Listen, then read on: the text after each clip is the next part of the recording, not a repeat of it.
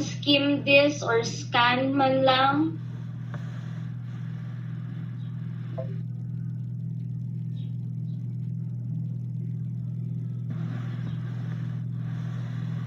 So let's start with the definition of growth. So when you say growth, according to that of Bailey and Scott's, it would be an orderly increase in the sum of all the components of an organism.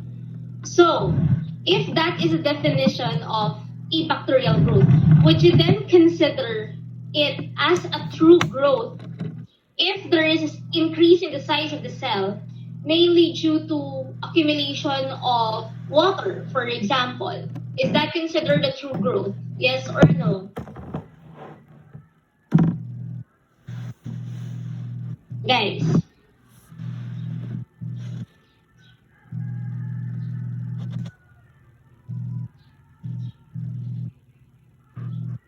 Is that considered a true growth?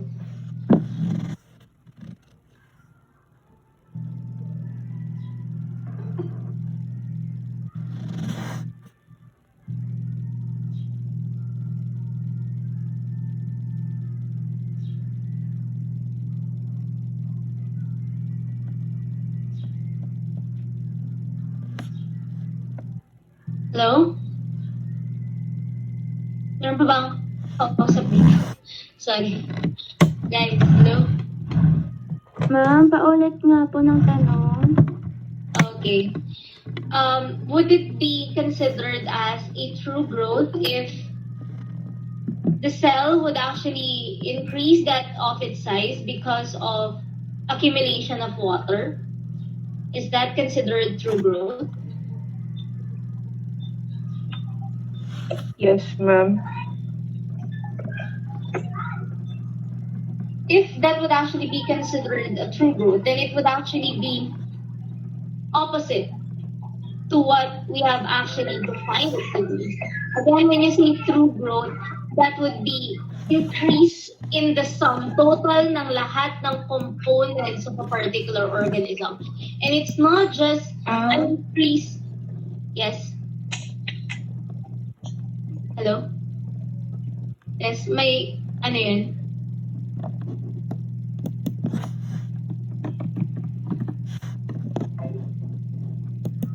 So it's not just the increase in that of the size of the cell, not just because it would actually take up a lot of amount ng water, but mainly because lahat ng mga organelles niya would simultaneously increase that of their size. Kaya nga lumalaki yung buong bacterial cell. So for that of multicellular organisms, such as humans, increase in that of the size of the cell, or in that of growth of a particular cell based on that of its size and that of also its mass. I think you would actually encounter this in your histopathology with that of hypertrophy and your hyperplasia. And for unicellular organisms, such as your prokaryotes, it will then be associated with increase in that of the number of the organism together with that of its mass. So, like any other living organism, yung ating mga microorganisms din as well, they would actually require certain nutrients for that of their growth. So it can be by physical means or that of chemical means. So when you say physical means, these are actually the different factors that are already present in that of your environment. And they can actually affect that of the growth of a particular microorganism. For chemicals, obviously, this would be the organic at saka inorganic natin na substances. So, di ba yung example ng ating organic yung CHON, carbon, hydrogen, oxygen, and that of also your nitrogen, and certain very essential electrolytes such as your sodium, your potassium, your chloride as well. So, for that of physical requirements, let's start with temperature. So for every microorganism, there is what we call as a minimum, optimum, at saka maximum temperature. So when you say minimum temperature, it's a temperature below which growth is not possible. It will not be able to promote or support that of a particular growth of a particular microorganism. Kapag optimum siya yung best, diba? It's actually the best temperature to which growth would actually be very rapid. It would actually be highly observed. Naalala niyo pa ba yung sa may different factors that would actually affect that of your enzymes sa biochemistry? Naalala niyo pa ba yun, guys? Sa biochem?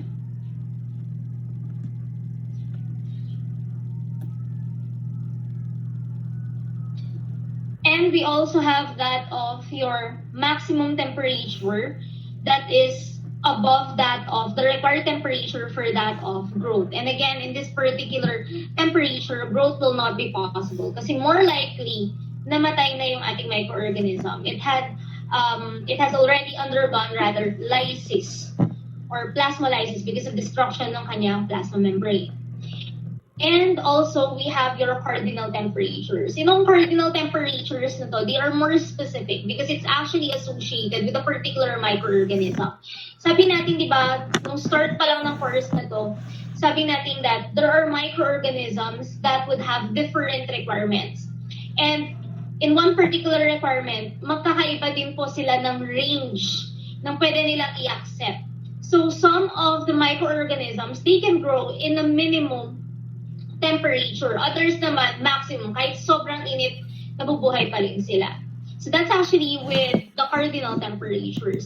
So for minimum growth temperature, it's the lowest temperature at which a species can actually grow. And again, kapag optimum, it's the best temperature. It is actually where growth would actually be rapid. And for maximum, highest temperature, but there are certain organisms that can be able to tolerate that particular type of temperature. So let's go deeper into that of the different classifications of these microorganisms based on their temperature requirement. So we have your Saprophyles or your Cryophiles. So always remember kapag may prefix na cryo, it would actually be freezing or freeze.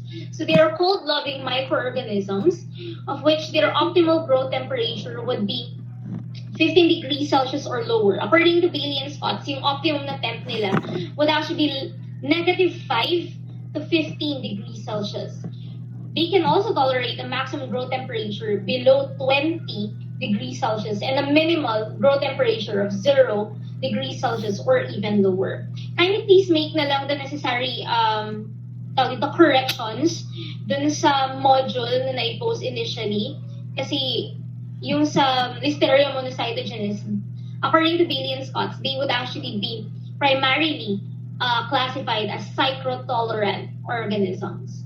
So moving to that of your cycrotolerant, these are organisms that grow at 0 degrees Celsius, but they have an optimal temperature of 20 to 30 or 20 to 40 degrees Celsius.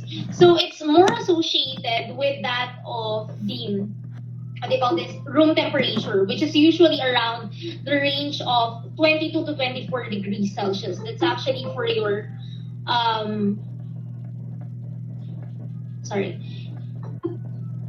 that is actually for your cycrotolerant. So this particular organisms, yung ating mga cycrotolerant, they would actually be an important cause of your food spoilage. Kasi nga, di ba, optimal temperature nila would actually be at 20 to 30. So within that range, yung ating room temperature of 22 to 24 degrees Celsius. So kapag iniwan mo nga naman ang kahit anong pagkain at room temp for a long period of time, it would actually then cause the growth of these cycrotolerant organisms.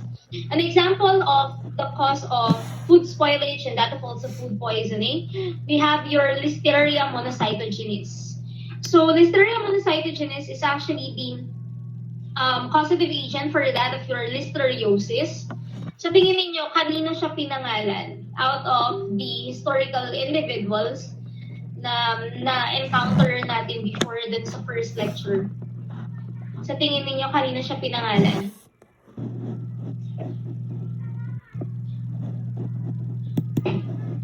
Hello? Joseph Lister, ma'am? Okay, it is Joseph Lister who is being regarded as the father of antiseptic surgery or antiseptic medicine. And also, Listeria Monocytogenes and the disease that it actually caused, ang ating listeriosis. If na-encounter niyo siya dun sa mga international news before, palagi siyang patok lalo na dun sa mga temperate regions. Kasi it actually caused food poisoning, hindi lang sa mga unpasteurized or raw milk, hindi lang din sa mga cheese at saka seafood, pero palagi siyang associated with food poisoning, associated with that of fruits. Like yung apple before sa US, Listeria yun. At saka yung mga cantaloupes, melons. So, yung mga yun, yung mga different sources na yun, if hindi sila properly na-refrigerate, na-store, then it would actually cause the growth of your Listeria and actually causes that of your listeriosis. Another would actually be your Yersinia enterocolitica, which actually causes that of your yersiniosis.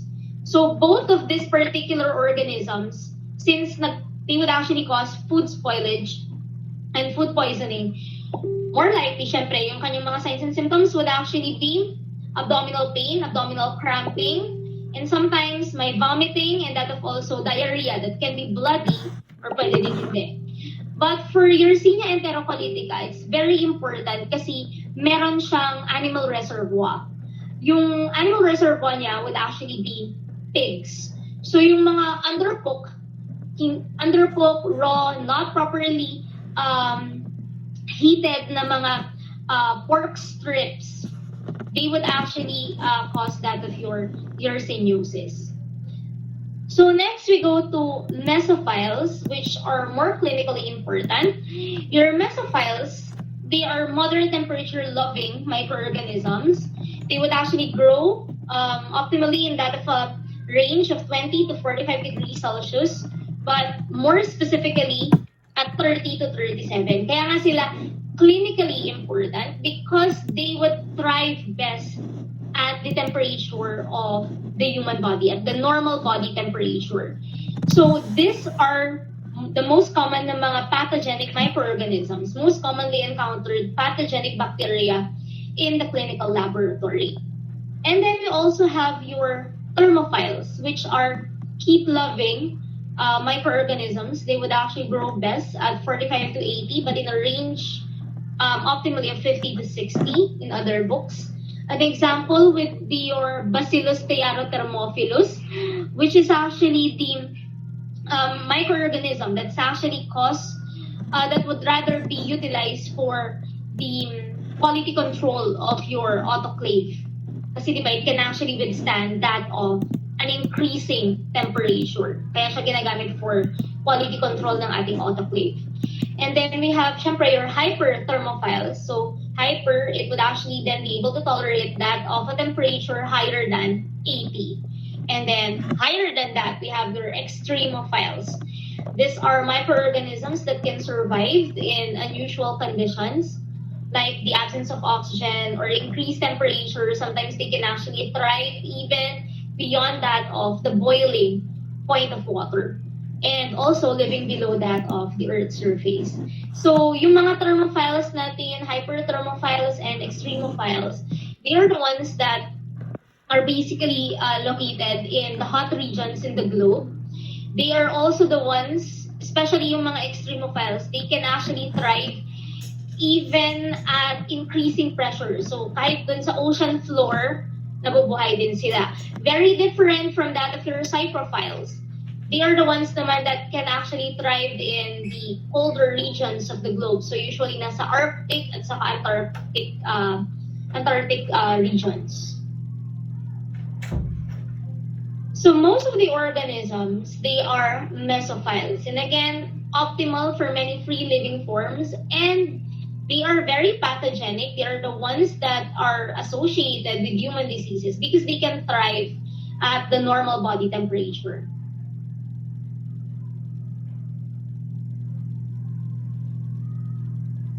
So for that of temperature requirement, di ba sabi natin kanina, there are certain organisms that can thrive in the very cold and that of also the very hot. regions of the globe. So, in the upper end of the temperature range tolerated by any given species, it will then correlate well with the thermal stability of the species proteins. Anong ibig niyang sabihin yun? Ang ibig niya lang pong sabihin, there are certain organisms that are capable of producing a specific type of protein that will help them thrive or live or survive in the very hot and in the very cold regions. So, take for example that of your extremophiles. Microbes, together with that of plants and other animals, they would actually have what we call as a heat shock response. Yung heat shock response na yun ng isang organism, it will then be triggered, it will be activated once the organism would actually be present in that of a temperature higher than the temperature that it can tolerate. So for example, yung ating extremophile, biglang nilagay sa isang environment na higher pa than 80, higher pa than 100 or 121 yung temperature, it will immediately be able to create that of a heat shock protein. So yung heat shock protein na yun, nilalabas lang yun ng organism kapag na-expose siya to that of a temperature na mas mataas kaysa dun sa kakayanin niya. At yung heat shock proteins na yun, they are the ones responsible for that, the heat shock response of the organism. Kaya nga may mga organisms that can actually still be able to survive even with a higher temperature or even with sterilization. Diba? Yung sterilization kasi diba natin na process is actually one way of trying to kill that of your microorganisms. And one particular method would be to subject them to increased heat. Pero kapag ganun, yung mga extremophiles natin, they can be able to create that of their heat shock protein and exhibit that of their heat shock response, kaya nabubuhay pa rin sila. The same is true for that of the cold naman natin na microorganisms. They would actually have this cold shock response naman, and in order for them to show that particular property, they need to create that of the cold shock proteins. And yung mga cold shock proteins natin, again, it would only be released upon rapid cooling. Kaagad from one particular temperature, like for example, room temp, kaagad mong sinubject yung microorganism into that of a lower temperature, freezing point kaagad. Bigla din po siyang gagawa ng ating cold shock proteins. At dahil doon, magpapakita siya ng ating cold shock response, hindi po siya mamamatay kahit sobrang lamig ng kanyang environment. Naiintindihan yung mga responses ng mga microorganisms, the cold at saka yung hot? Yes, ma'am. Okay. So, the relationship ng growth rate, kung gaano ba kabilis dumami yung ating mga microorganism in association with that of temperature, that would actually be seen with your Arrhenius plot. Itong nakikita ninyong graph dito. Naalala niyo pa ba si Arrhenius sa chemistry? Yung Arrhenius acids and bases? Naalala niyo pa ba siya?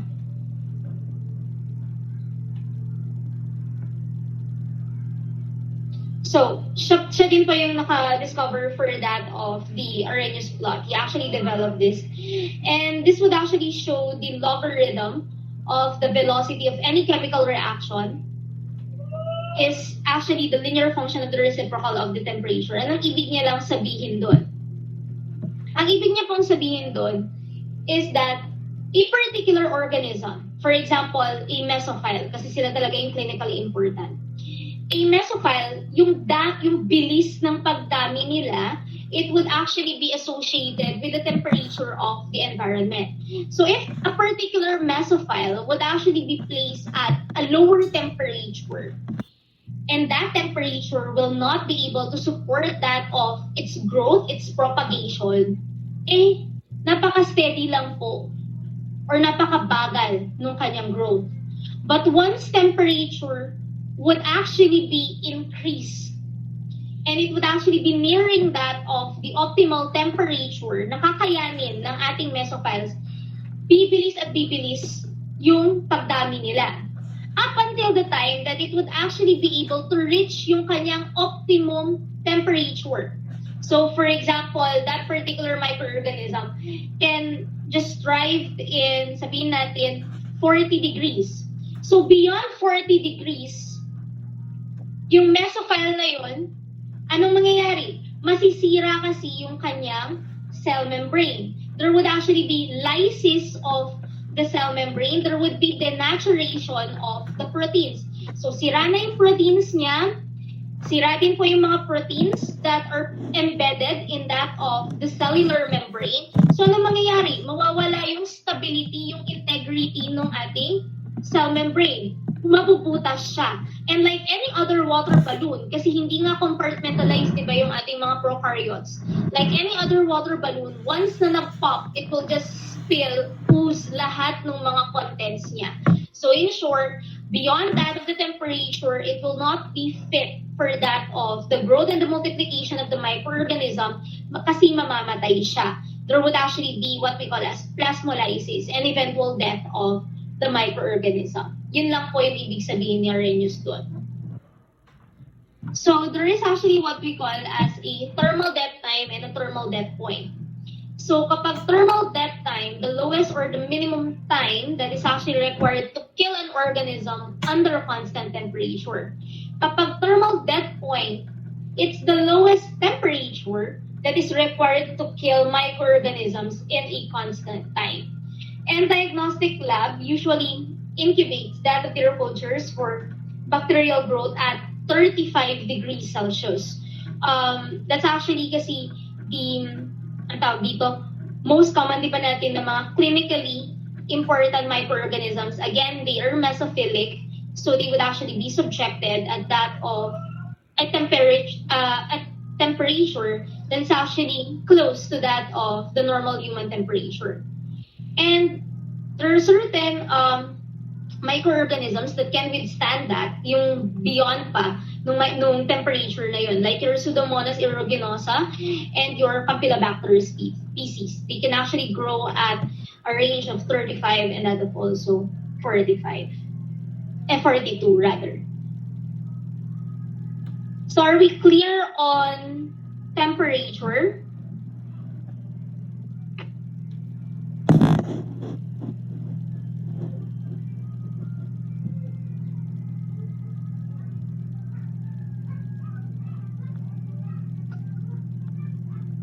So let's go next to that of pH. So most bacteria would grow best at a narrow lang natin na pH range. So usually this is actually near that of the neutral natin na pH, which is actually 7. So they can actually thrive best at a range of 6.5 to 7.5.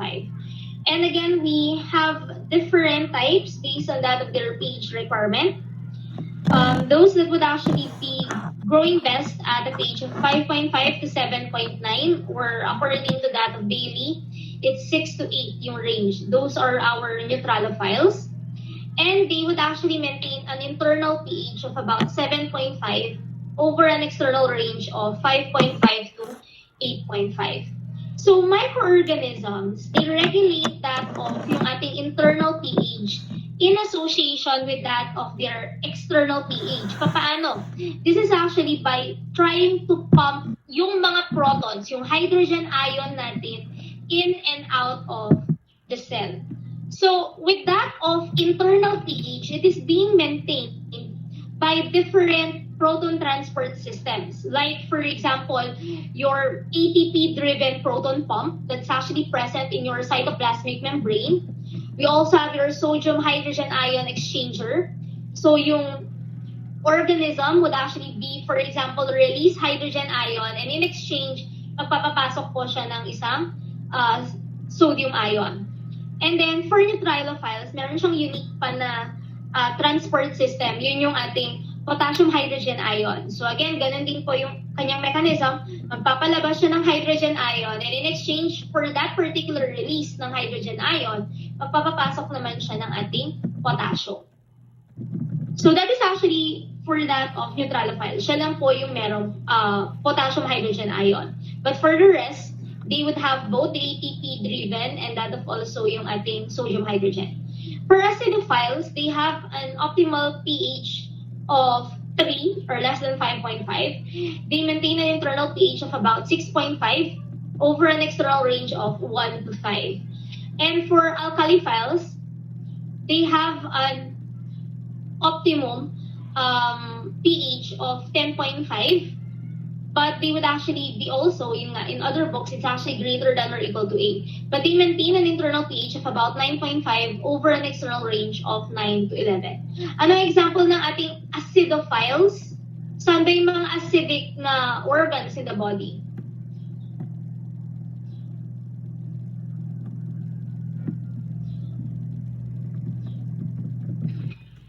Stomach. So we have that of your stomach. And what particular microorganism na ulit yung associated with stomach cancer, peptic ulcer disease? Pylori. So we have your Helicobacter pylori. For that of alkaliphiles, it would actually be those particular enteric natin ng mga microorganisms that are present in your intestines. Kasi di ba, alkaline yung ating. So any questions with pH? So this particular table will just show you the different organisms together with that of their pH classification. But take note that when trying to grow them, cultivate them in a culture medium, we need to add buffers para i-correct yung pH, para yung pH niya tamang timpla lang para tumubo yung ating microorganism. So usually nagdadagdag po tayo ng ating peptones, ng ating amino acids because 'di ba sa biochem, yung amino acids natin, they would actually have certain charges present within them that can enable them to act as buffers in order to minimize the changes in the pH. And we also have your phosphate salts. They would actually exhibit their buffering effect in the pH growth range of most bacteria. So culture media for bacterial isolation, they are usually adjusted at a pH near that of the neutral pH, 7 to 7.5. Kasi yun talaga yung optimal na pH to which most of yung ating mga clinically important microorganisms can grow. Next, we have your osmotic pressure requirement. So, di ba when it comes to osmotic pressure, osmolarity, it would actually be with the relation of water and that of the solutes that are suspended in it, di ba? So, for water activity, that is the amount of water available for microbial growth. And yung water activity, again, it would actually be different for different organisms. But what I want you to remember dito sa osmotic pressure requirement would be not just the water but also yung solute requirements ng mga organisms. Like your halophiles, your halophilic organisms, they would actually require high salt concentration. Sobrang taas talaga ng sodium chloride na gugustuhin nila. So, these are actually organisms that can actually thrive sa seawater. And the same is true for that of extreme halophiles. They can actually grow in very salty environments, like for example, the Dead Sea. And for halotolerant, these are organisms that can tolerate some levels of your dissolved solutes, but they grow best in the absence of added solutes. So even with fluctuations, mataas man or mababa yung salt concentration, nabubuhay pa rin sila. Kaya nga sila halotolerant. They tolerate that of the changes, fluctuations dun sa ating sodium concentration or dun sa ating salt concentration. Osmophiles, these are organisms able to live in environments high in sugar. Kasi diba, tapos na ba kayo sa AUBF with the introduction to urinalysis? Na-discuss na ba sa inyo yung diabetes mellitus versus diabetes insipidus?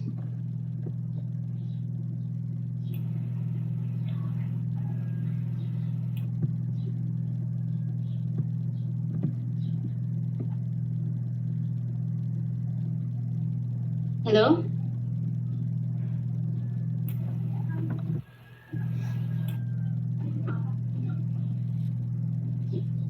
Natapos na ba kayo doon? Dun sa diabetes insipidus, saka dun sa diabetes mellitus. Baka kasi nagsasabi ako tapos pala hindi nyo mamaya naiintindihan.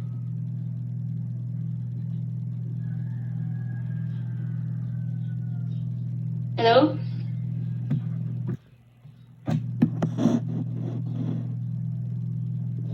Anyway, for that of sugar kasi, it is an osmolar substance. Kung saan po meron si sugar, doon din po susunod yung water. Okay? Always remember that concept. Kasi yung sugar, sabi na, again, inulit ko, osmolar substance. Napakalaki ng hatak niya sa tubig. So kahit saan siya magpunta, susunod po yung ating water. The same is true for that of your salt, for that of your sodium. But for Osmophiles, these are organisms that can live in environments high in sugar. And kung nasan sila, again, mataas din po yung kanyang water activity. So for Xerophiles, they would actually grow in very dry environments, like in the desert. So that's actually your Xerophiles. Osmophilic, the same lang po with that of your Osmophiles. They would actually require high osmotic pressure because of the sugar requirement. Okay. And then we have your Barophiles. These are organisms that grow rapidly in a high pressure environment, like your Schwannella, Colwellia, and your Photobacterium. So that's actually a very high pressure naman natin na environment. So they can actually live even in the depths of the ocean, dun sa may mismo ocean floor. And again, when a particular organism would actually be able to be present rather in that of an environment beyond that of its pH requirement, beyond that of its required osmotic pressure, then it would also still cause your plasmolysis. So there would be shrinkage ng cytoplasm and mabubutas yung membrane. Kaya siya nag-shrink yung cytoplasm kasi most of the contents are already spilled in that of the environment.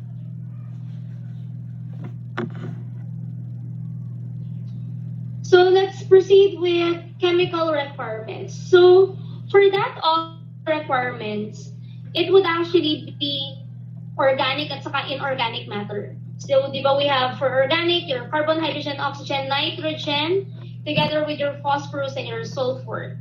And for the inorganic, kumalat pa ninyo yung potassium, sodium, iron, magnesium, calcium, and your fluoride. Di ba kung maalala ninyo dun sa second natin topic with bacterial structure, we've stated that magnesium and calcium are very important to maintain the stability ng ating cell membrane, di ba? And there are certain chelating agents such as your EDTA, ethylene diamine tetraacetic acid, or certain what do you call this? Antibiotics, like your aminoglycosides, that can remove yung mga ions na yun, inorganic ions, yung calcium at saka yung ating magnesium. At dahil doon, hindi na stable yung ating cell membrane. So, it has that tendency to pop. Mabubutas na lang siya.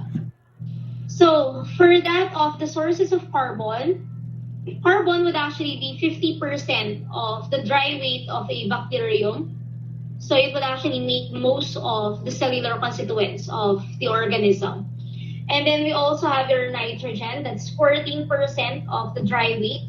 It would also be responsible for making that of the proteins. And ATP for that of energy in order to maintain the different cellular functions, metabolic processes.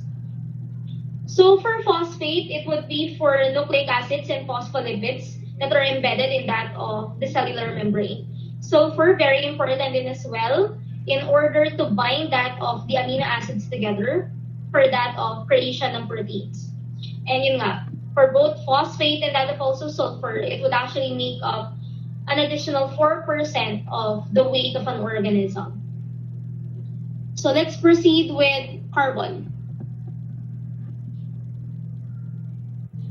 So we have what we call as your chemotrophs. These are organisms that conserve energy from that of chemicals that they would actually get from that of their environment.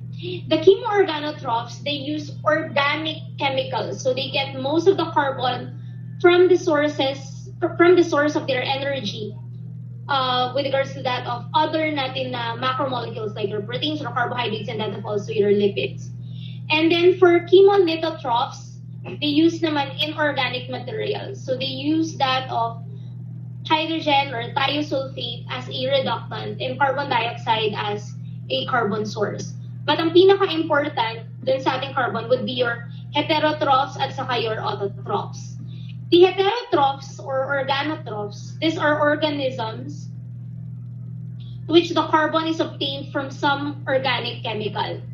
And they would actually require organic carbon for that of their growth. However, they cannot create carbon on their own. So they would actually rely on other organisms or that of their environment to give them their carbon. That's actually for heterotrophs. Hindi sila nakakagawa ng sarili nilang nutrients. So they use reduced preformed organic molecules from other bacteria. And chemoorganotrophs, they are by definition mostly that of your heterotrophs. For autotrophs or lithotrophs, they use carbon dioxide as their carbon source, and most of the chemolithotrophs and phototrophs are autotrophs. So with the prefix auto, so they would actually have this capability of creating their needed nutrients on their own. Hindi nila kailangan ng other organisms to give them their nutrients. So they are primarily called as your primary producers because they can create those particular nutrients on their own.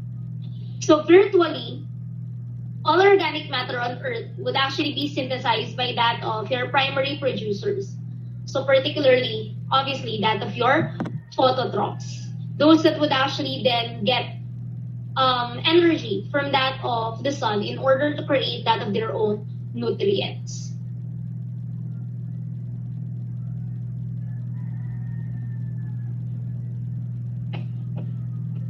So next we have your nitrogen source.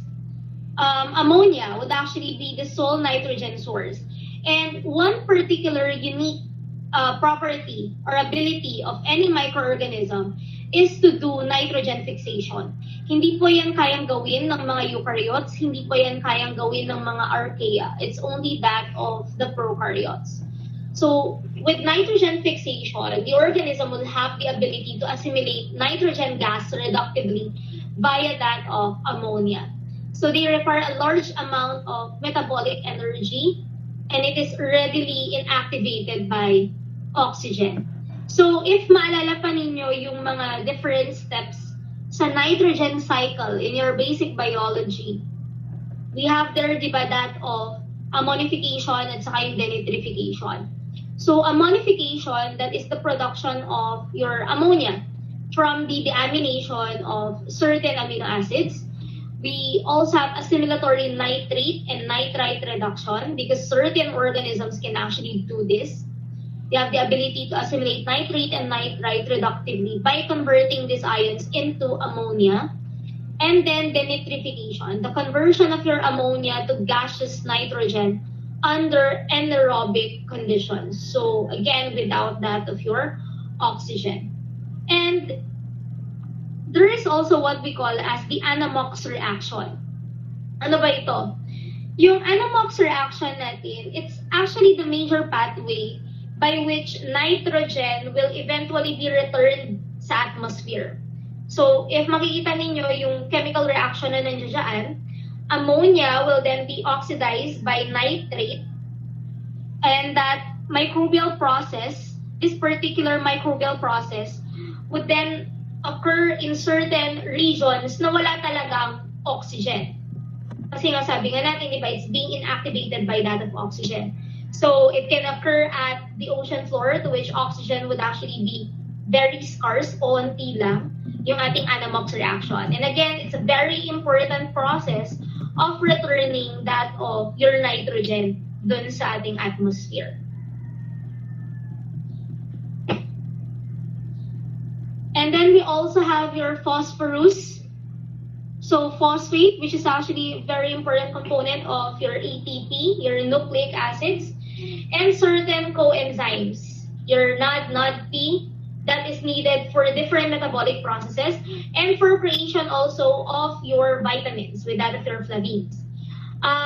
It would also be responsible for creation ng other organic natin na mga materials, like for example, your lipids, with that of your lipid A, certain cell wall components like your teichoic acid and your gram-positive, some capsular polysaccharides, and some other proteins that are embedded in that of the cell wall. And for phosphate, it is assimilated as free inorganic phosphate. For that of the sulfur naman natin na source, autotrophic bacteria can oxidize it into that of sulfate. And most microorganisms can use sulfate as a sulfur source. A very good example for one particular organism that can assimilate or metabolize that of sulfur would actually be your Salmonella species. So it would actually then reduce the sulfate to the level of hydrogen sulfide. And some microorganisms, like your Salmonella, assimilate your hydrogen sulfide directly from the growth medium. Yung itsura niya dun sa ating growth medium, it would actually have that black precipitate. So kapag black yung itsura niya dun sa ating agar plate, always remember, nakaka-metabolize po yan ng ating hydrogen sulfide at ang pinakakilala, si Salmonella. But that particular ability can be toxic to many organisms. Again, except for that of your Salmonella, it can actually withstand that particular toxicity.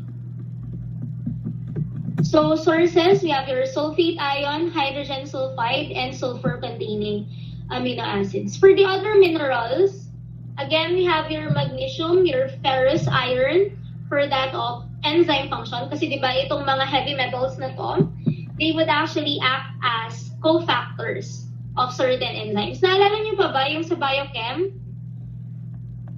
Guys, naalala niyo pa ba yung sa biochem ninyo?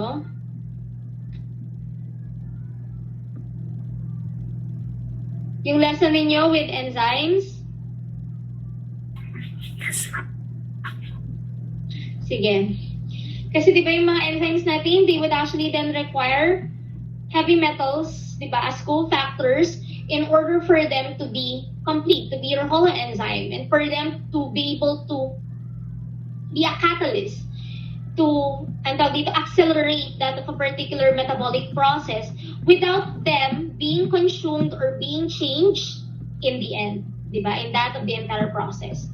And then we have your magnesium and potassium that would actually be needed for the function and integrity of your ribosomes, and calcium, sabi nga natin, di ba, before dun sa lecture natin, a constituent of your gram-positive cell wall. So the uptake of iron, which forms insoluble hydroxides at a neutral pH, it is then facilitated in many bacteria and fungi by their production of siderophores. So yung mga siderophores usually, sila yung mga storage area for that of iron. But they can also store that of hydroxamates. At kapag hydroxamates naman ang tinitake in nila, they are called as sideramines. They would also be able to take up derivatives of your catechol. So lahat po niyan, di ba, they are components of your cell wall at saka yung cytoplasmic membrane. Yung cell wall primarily for that of your iron and that of also your catechol. And plasmid-determined siderophores would play a major role in the invasiveness of some bacterial pathogens. Mamaya, kapag nandito na tayo sa may bacterial genetics, we will be able to discuss that of the different ways on how DNA for antibiotic resistance and virulence will then be transferred from one organism to the other.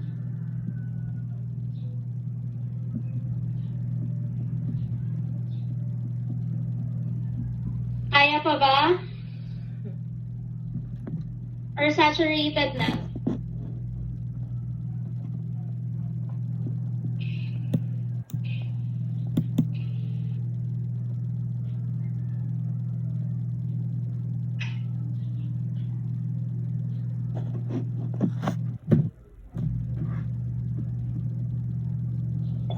Sige. Let's continue. For that of the different growth factors, di ba? An organic compound that a cell must contain to grow but that it is unable to synthesize. Those are our growth factors. So these are substances that are required by your fastidious bacteria for their growth and multiplication. Again, growth factors, they cannot be created by that of the microorganism. These are compounds, substances that are taken from that of the environment. And they are very much needed by that of your fastidious bacteria. Ano na ulit yung mga fastidious bacteria? Sila po yung mga choosy na bacteria. They would actually have certain requirements. Parang may listahan lang sila ng gusto nila para tumubo sila, para mag-grow sila dun sa medium. Hindi sila tutubo sa basta-basta lang na environment. So napaka-choosy nila. Yan yung ating fastidious microorganism. So an example of your growth factors, we have your amino acids, your purines, pyrimidines for nucleic acid production, vitamins din as well. Some organisms would actually require vitamins. Hemoglobin, like for example, your Hemophilus, kailangan niya ng dugo for it to grow. Pentose, and that of also fatty acids. So again, we have your prototrophics and your auxotrophics. So your prototrophics, they do not require an exogenous source of growth factor. Kasi those particular factors, pwede naman nila gawin on their own. Kaya nga sila prototrophics. They would actually be able to create that of organisms on their own, and they do not actually need this exogenous natin na mga sources. Auxotrophics, they would require the addition of growth factor, be added dun sa culture media. Ito yung mga choosy natin na bacteria, yung ating fastidious, for them to grow. And take note that all bacteria that inhabit the human body, they would actually fall into the heterotrophic or organotropic natin na group. They would actually, again, require nutrients coming from that the environment. Hindi nila nagagawa yun on their own.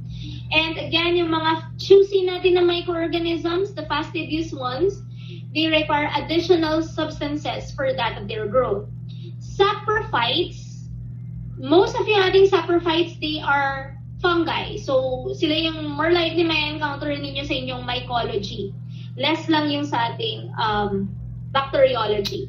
So, saprophytes, they would actually require dead organic substances. So, they are what we call as the scavengers.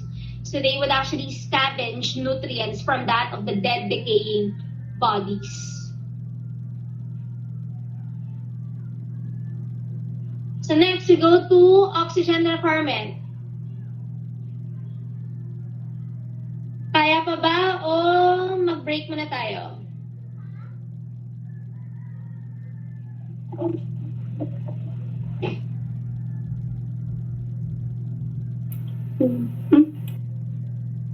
Ano, magbe-break pa ba muna? Ay, tuloy na natin to.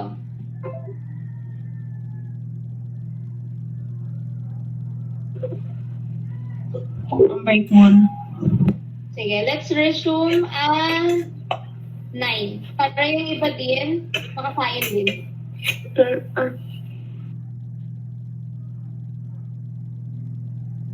Short lang, bathroom break.